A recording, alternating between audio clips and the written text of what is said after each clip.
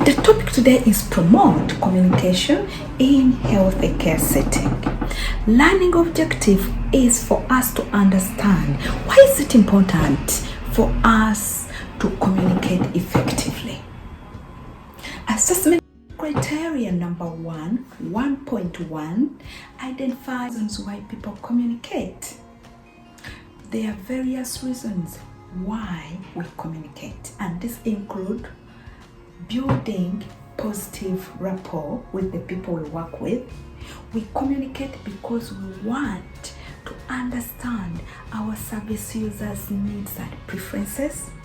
We communicate because we are asking questions and we need clarity. For example, if you are in the handover and they provided you information about a particular client, you are going to ask questions for clarity. You are communicating. We communicate because we are sharing information. Like I said, I gave an example of handover. We share information of what happened in the early shift to the afternoon shift. We communicate because we want to learn new things. Surprisingly, the English I'm speaking now, the good English you hear, I learned it in care homes. Those elderly, they used to teach me a lot of things. They would say to me, Joe, they don't say it like that. This is how we say it. They don't say it like. Learned almost 60% or 50% of the English I'm speaking, I learned it in care homes. Therefore, when we go there, we tend to learn a lot from service users, from the carers, from the care managers, from anyone. That is the reason why we communicate. We communicate because we want to resolve issues. There are some situations when issues arises, so you have a reason to communicate.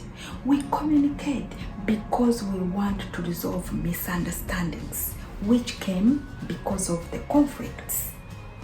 We communicate because we want to provide best services to our service users. For example, when we go to our clients, we make sure that we give them what they need. That will come from us to communicate effectively. In simple terms, communication is everything.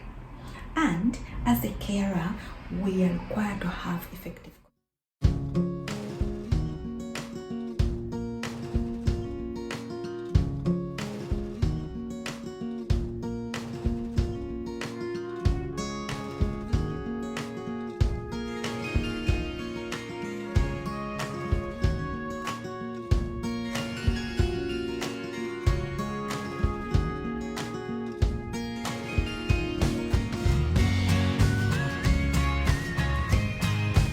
Effectiveness of communication is impacted in percentages.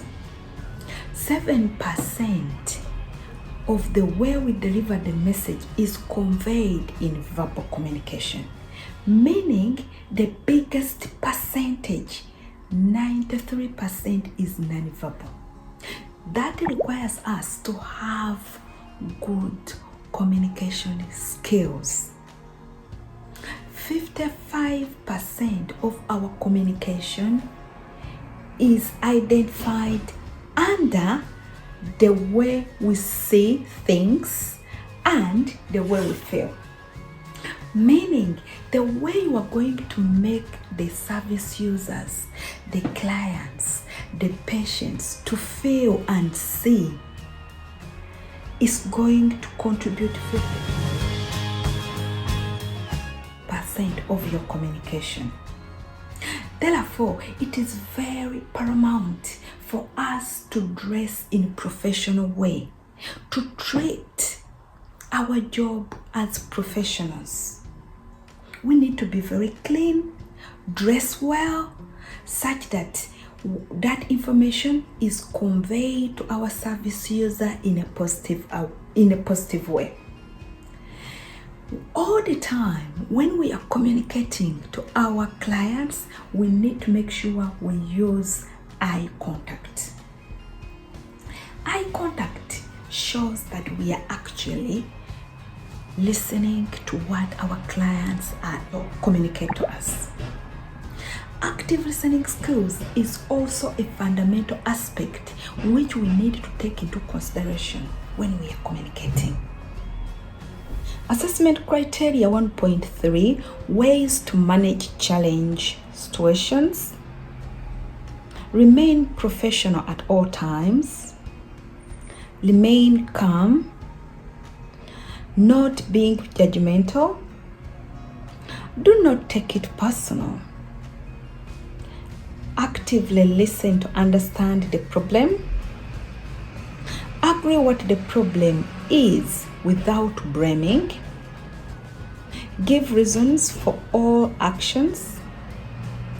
Follow your company policies and procedures. Relate and apologize. Ask relevant questions. Reporting and recording incidences.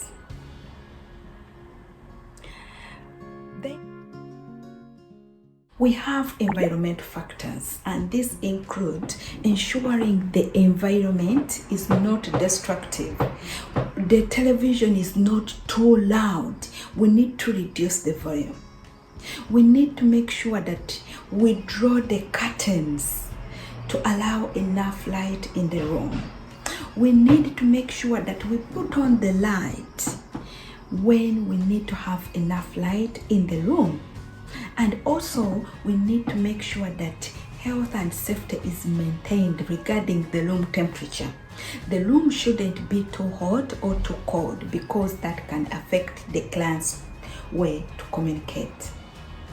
Another factor which can impede our service user to communicate, or factors which impede us to communicate effectively, is the medical conditions and mental conditions. If our clients have one of the two, they are suffering from different conditions that can affect them to communicate effectively. You might find that some of them, they have hearing impairment, meaning they cannot hear you when you are communicating. Some of them, they have visual impairment, meaning that even if you smile, they're not going to see you. Some of them, they have dementia.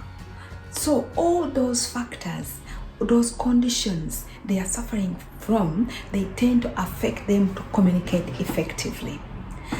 And another factor is the cultural beliefs. We are living in a diverse world whereby certain things mean different things. When we go to the workplace, we need to take into consideration of learning people's culture, how they do their things, how they practice, how they do. For example, English people, they have what we call British culture, which means we have the following things in place: rule of law, democracy, promote respect, and